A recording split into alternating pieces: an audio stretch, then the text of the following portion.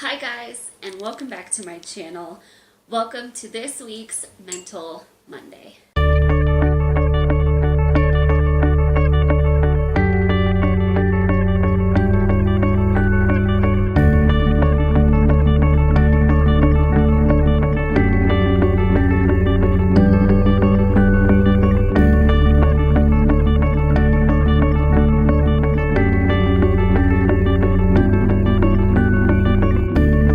So this week I want to talk about something that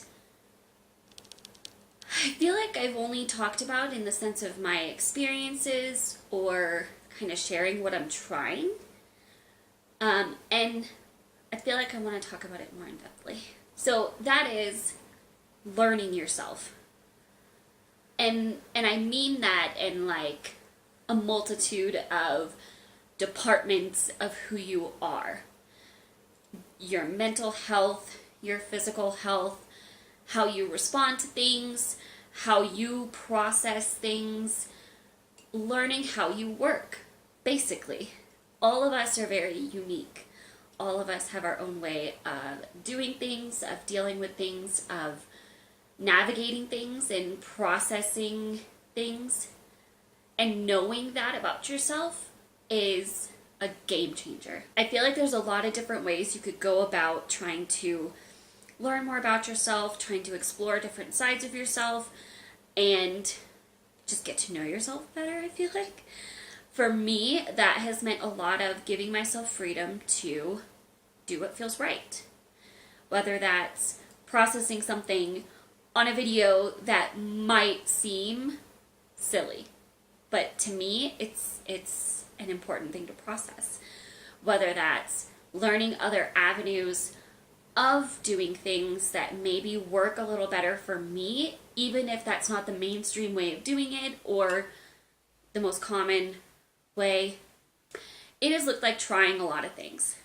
Trying new things, giving myself the freedom to try new things, and not having to stick to, this is the way I've always done things, this is how I do things. Especially if that's an area in your life you feel stuck in. Sometimes it's not even about finding a new way of doing something, but just trying something new, breaking that rut that you might be in. And then you discover this whole other way that your brain works where you can approach that in a new light. You see it differently. You can navigate it better. And that has been huge for me. And that has been the case for a bunch of different areas of life, not just mental health. Mental health is one of them. How do I process things? How do I need to heal? How do I need to work through things? What self-care do I need? And I feel like that's probably, for me, one of the most neglected things, that getting out of that rut with it was huge. Knowing how to take care of myself better in that way was game-changing, life-changing, amazing. And also that applied to how I vent or process things, how I look at what I own, how I look at how I work and my schedule of things, how I look at my tendency to say yes to things. All of that kind of is a part of that same umbrella of learning yourself better, getting out of a rut, trying new things, giving yourself that ability to go outside the norm and shift things around a little bit. And I feel like that's the biggest thing that has made that shift for me, is allowing myself that freedom. I think it's something that I was not good at doing, and especially with the distractions of everyday life, it felt like another project to take that time to look up alternatives, to learn alternatives, let alone implement a new alternative within the routine of things that we have to get done and do and pay attention to and juggle. It can feel daunting to throw a different system into the pile of things we're trying to take care of, but sometimes that actually helps us take care of it. And that's like one of the best things ever that can happen through this.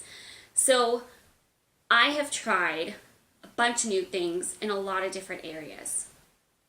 For processing, I'm somebody that verbally processes. Very clearly, I am a verbal person, and a lot of mine happens on videos.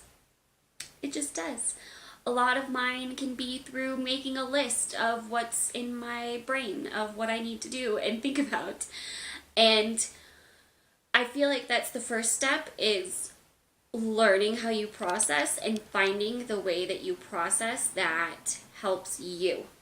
And that is going to look better. That is going to look different for everybody. Some people don't do written. Some people don't do verbal. It's all very unique.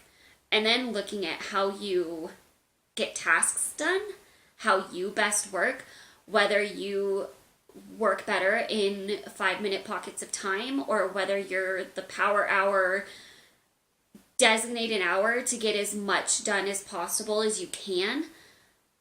Sometimes different seasons are going to look different with that too. And that's why evaluating and looking back and saying, okay, what worked, what didn't, what do I maybe want to shift and try something new in, can be helpful in that process also. And I feel like one of the benefits of learning yourself better happens as you go through that. You learn more of like, oh, I really didn't like that. That didn't work for me. Or I love that. I want to keep that. I thrived with that. And that really, really worked and helped me. And that's amazing. And especially when you're trying to be intentional about mental health, learning what helps you means trying things and seeing what does and what doesn't help you.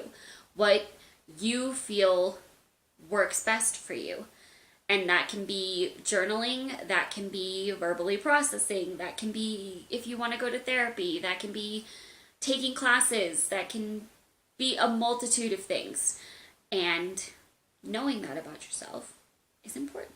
So that is my little spiel on learning yourself better, a little bit about my experiences with trying new things and learning myself better. So I would love to hear some of your stories with this, if you have any. I would love to hear them down in the comments below. If you have any specific questions or anything with it that you would like to see more on, leave that in the comments below as well. And if you enjoyed this, if it helped you, give it a thumbs up and share it with everybody.